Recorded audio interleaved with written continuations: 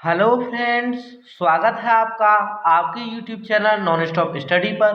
मेरा नाम है अमित सोनी और इस वीडियो में हम डिस्कस करेंगे रेलवे ग्रुप डी और रेलवे एनटीपीसी के लिए जीके के 25 महत्वपूर्ण प्रश्नों का टेस्ट 6। इस सीरीज का पार्ट 1 से लेकर पार्ट 5 तक हम पहले ही कंप्लीट कर चुके हैं। अगर आपने मेरी पिछली वीडियोज नहीं देखी हैं तो इस वीडियो के डिस्क्रिप्शन में मेरी पिछली वीडियोज का लिंक दिया हुआ है, आप वहां जाकर देख सकते हैं। चलिए फ्रेंड्स, स्टार्ट करते हैं बिना किसी देरी के और देखते हैं अपना पहला प्रश्न। प्रश्न 1, मोहनजोदड़ो शहर की खोज किसने की थी? तो इस प्रश्न का आपका ऑप्शन बी सही आंसर हो जाएगा। मोहनजोदड़ो शहर की खोज राखालदास बनर्जी ने की थी। दयाराम साहनी ने कौन से शहर की खोज की थी? तो दयाराम साहनी ने हड़प्पा शहर की खोज की थी और ये दोनों ही शहर आपके सिंधु सभ्यता से संबंधित है। चलिए देखते हैं अगला प्रश्न। प्रश्न 2, बुद्ध ने अपना पहला उपदेश सारनाथ में दिया, इस घटना को इतिहास में क्या कहा गया है? इस प्रश्न का आपका ऑप्शन सी सही आंसर हो जाएगा। बुद्ध का मतलब तथागत गौतम बुद्ध ने अपना पहला उपदेश सारनाथ में दिया था और इस घटना को इतिहास में धर्मचक्र प्रवर्तन से जाना गया है। गौतम बुद्ध के जन्म की घटना को महानिर्वाण के नाम से जानते हैं और इनके गृह त्याग की घटना को महाविनिष्क्रमण कहा गया। जब इन्होंने गृह त्यागा तो इस घटना को महाविनिष्क्रमण कहा गया और जब इनको ज्ञान प्राप्त हुआ और इन्होंने प्रथम उपदेश दिया तो इस घटना को धर्मचक्र प्रवर्तन कहा गया और जब इनकी मृत्यु हुई सन 483 ईसा पूर्व में तो इस घटना को महापरिनिर्वाण कहा गया। तो इनके जन्म से लेकर मृत्यु तक की चारों घटना आपको याद रखनी है, काफी इंपॉर्टेंट है। चलिए देखते हैं अपना अगला प्रश्न। प्रश्न 3, चंद्रगुप्त मौर्य की मृत्यु सन 298 ईस्वी पूर्व में डैश में हुई। तो इस प्रश्न का आपका ऑप्शन बी सही आंसर हो जाएगा। चंद्रगुप्त मौर्य जो कि मौर्य वंश के संस्थापक थे, इनकी मृत्यु सन 298 ईस्वी पूर्व में उपवास के कारण श्रवण बेलगोला में हुई थी। प्रश्न 4, विश्व का सबसे ऊंचा ज्वालामुखी पर्वत है। तो इस प्रश्न का आपका ऑप्शन ए सही आंसर हो जाएगा। विश्व का सबसे ऊंचा ज्वालामुखी पर्वत कोटापैक्सी है। चलिए देखते हैं अपना अगला प्रश्न। प्रश्न 5, प्यासी भूमि का देश किस महाद्वीप को कहा जाता है? तो इस प्रश्न का आपका ऑप्शन डी सही आंसर हो जाएगा। प्यासी भूमि का देश ऑस्ट्रेलिया महाद्वीप को कहा जाता है। ऑस्ट्रेलिया महाद्वीप को the land of golden fleece और लैंड ऑफ कंगारू भी कहा जाता है। चलिए देखते हैं अगला प्रश्न। प्रश्न 6, महात्मा गांधी को किसने अधरंगा फकीर कहा था? तो इस प्रश्न का आपका ऑप्शन सी सही आंसर हो जाएगा। महात्मा गांधी को ब्रिटिश प्रधानमंत्री विंस्टन चर्चिल ने अधरंगा फकीर कहा था। देखते हैं अगला प्रश्न। प्रश्न 7, निम्न में से कौन सी गैस ओजोन परत को नष्ट करती है? तो इस प्रश्न का आपका ऑप्शन ए सही आंसर हो जाएगा। क्लोरोफ्लोरोकार्बन गैस ओजोन परत को नष्ट करती है। वो chlorofluorocarbon gas air conditioner, AC और रेफ्रिजरेटर इनमें से निकलती है। प्रश्न 8, पवन चक्कियों की भूमि किस देश को कहा जाता है? तो इस प्रश्न का आपका ऑप्शन ए सही आंसर हो जाएगा। पवन चक्कियों की भूमि नीदरलैंड देश को कहा जाता है। चलिए देखते हैं अपना अगला प्रश्न। प्रश्न 9, निम्न में से किसने सौरमंडल की खोज की थी? तो इस प्रश्न का आपका ऑप्शन ए सही आंसर हो जाएगा। सौरमंडल की खोज कोपरनिकस ने की थी। याद रखिएगा, केपलर ने ग्रहों की गति के नियम दिए थे, कंफ्यूज मत होइएगा। कोपरनिकस ने सौरमंडल की खोज की थी और ग्रहों की गति के नियम केपलर ने दिए थे। रॉबर्ट पेयरी ने उत्तरी ध्रुव की खोज की थी। पृथ्वी के उत्तरी ध्रुव की खोज रॉबर्ट पेयरी ने की थी। आर एमंडसन ने दक्षिण ध्रुव की खोज की थी। प्रश्न 10, विश्व की सबसे बड़ी नदी नील नदी कहां से निकलती है? तो इस प्रश्न का आपका ऑप्शन सी सही आंसर हो जाएगा। विश्व की सबसे बड़ी नदी नील नदी विक्टोरिया झील से निकलती है, या हम कहें इसका उद्गम स्थान विक्टोरिया झील है और यह भूमध्य सागर में जाके गिरती है। आपको याद रखना है यह विश्व की सबसे बड़ी नदी है नील नदी। चलिए देखते हैं अपना अगला प्रश्न। निम्न में से कौन सा शहर हडसन नदी के किनारे बसा है? तो इस प्रश्न का आपका ऑप्शन बी सही आंसर हो जाएगा। न्यूयॉर्क शहर हडसन नदी के किनारे बसा है। बाकी ऑप्शन की हम बात कर लेते हैं। तो आपका जो शिकागो शहर है यह अमेरिका में है और यह शिकागो नदी के किनारे ही बसा है। तो शिकागो शहर और शिकागो नदी के किनारे ही बसा है। काहिरा शहर नील नदी के किनारे बसा है और यह मिस्र में है। सिडनी ऑस्ट्रेलिया का एक शहर है और यह डार्लिंग नदी के किनारे बसा है।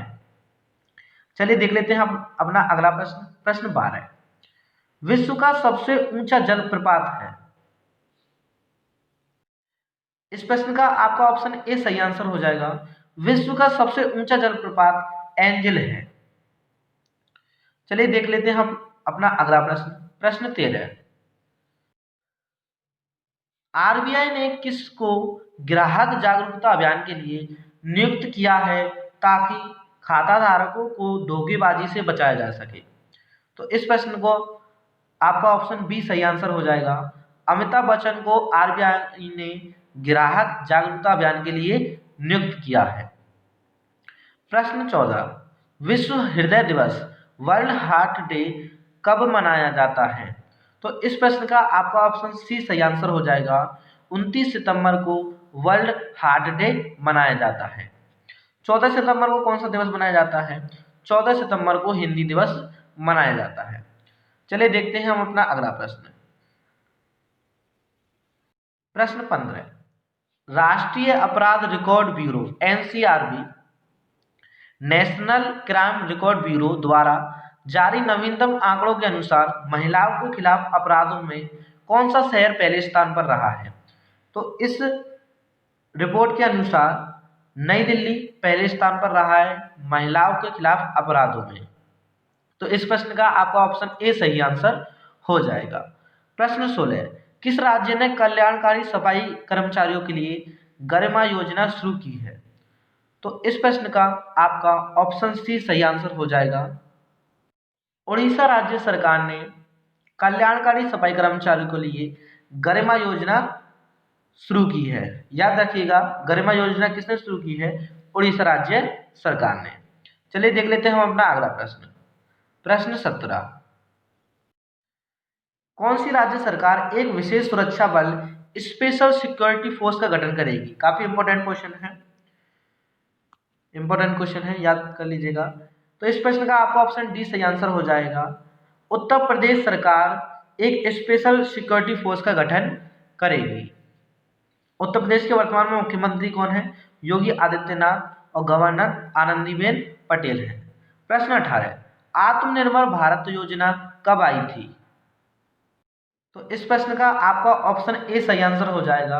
अभी हाल ही में लॉकडाउन में आत्मनिर्भर भारत योजना आई थी 12 मई 2020 को।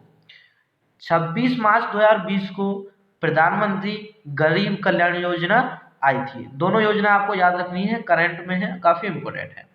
चलिए देख लेते हैं हम अपना अगला प्रश्न। प्रश्न 19, एचडीएफसी बैंक का मुख्यालय कहाँ स्थित है? तो इस प्रश्न का आपका ऑप्शन सी सही आंसर हो जाएगा। एचडीएफसी बैंक का मुख्यालय मुंबई में स्थित है। एचडीएफसी की फुल फॉर्म क्या है? Housing development financial corporation. HDFC की फुल फॉर्म है, दोबारा सुन लीजिए, हाउसिंग डेवलपमेंट फाइनेंशियल कॉर्पोरेशन। प्रश्न 20, भारत के नए नियंत्रक और महालेखा परीक्षण सीएजी कौन बने हैं? तो इस प्रश्न का आपका ऑप्शन ए सही आंसर हो जाएगा। भारत के नए नियंत्रक और महालेखा परीक्षक, जिन्हें हम CAG comptroller and auditor general of India भी कहते हैं, गिरीश चंद्र मुर्मू को बनाया गया है। चलिए देख लेते हैं हम अपना अगला प्रश्न। प्रश्न 21, ध्वनि निम्न में से कहाँ गति नहीं कर सकती है? तो इस प्रश्न का आपका ऑप्शन सी सही आंसर हो जाएगा। ध्वनि निर्वात में गति नहीं कर सकती है, क्योंकि ध्वनि एक अनुदैर्घ्य यांत्रिक तरंग है। आपको हम बता दें कि यांत्रिक तरंग जो होती हैं उन्हें किसी माध्यम की आवश्यकता होती है, अर्थात ठोस, द्रव, गैस, किसी माध्यम की आवश्यकता होती है गति करने के लिए। तो निर्वात में कोई माध्यम नहीं होता, इसलिए ध्वनि निर्वात में गति नहीं कर सकती। बाकी लोहा, जल, वायु तीनों में ध्वनि गति कर सकती है। अगर हम बात करें ध्वनि की गति की, तो ध्वनि की गति ठोसों में सबसे अधिक, उसके बाद द्रवों में और सबसे कम गैस में होती है। और ये पॉइंट तो आपको याद ही रखना है कि निर्वात में ध्वनि गति नहीं कर सकती है। चलिए देख लेते हैं हम अपना अगला प्रश्न। प्रश्न 22, निकट दृष्टि दोष के कारण है लेंस की गोलाई का बढ़ जाना, लेंस की फोकस दूरी घट जाना, लेंस की क्षमता बढ़ जाना। तो ये तीनों ही कारण निकट दृष्टि दोष के होते हैं। तो इस प्रश्न का आपका ऑप्शन डी सही आंसर हो जाएगा। ये तीनों ही कारण निकट दृष्टि दोष के हैं। निकट दृष्टि दोष को दूर करने के लिए कौन से लेंस का प्रयोग किया जाता है? तो निकट दृष्टि दोष को दूर करने के लिए अवतल लेंस का प्रयोग करते हैं, याद रखिएगा। और दूर दृष्टि दोष को दूर करने के लिए उत्तल लेंस का प्रयोग करते हैं। चलिए देख लेते हैं हम अपना अगला प्रश्न। प्रश्न 23, सबसे अधिक भेदन क्षमता कौन सी किरणों की होती है? तो इस प्रश्न का आपका ऑप्शन बी सही आंसर हो जाएगा। सबसे अधिक भेदन क्षमता गामा किरणों की होती है। प्रश्न 24, साधारण नमक NaCl में कौन सा रासायनिक बंध पाया जाता है? तो साधारण नमक NaCl में वैद्युत संयोजी बंध पाया जाता है। इस बंध में एक तत्व अपना इलेक्ट्रॉन त्याग देता है और दूसरे तत्व को दे देता है विद्युत संयोजी आबंध में। तो इस प्रश्न का आपका ऑप्शन ए सही आंसर हो जाएगा। चलिए देख लेते हैं हम अपना अगला प्रश्न। प्रश्न 25, निम्न में से कौन सी धातु सबसे कम क्रियाशील है?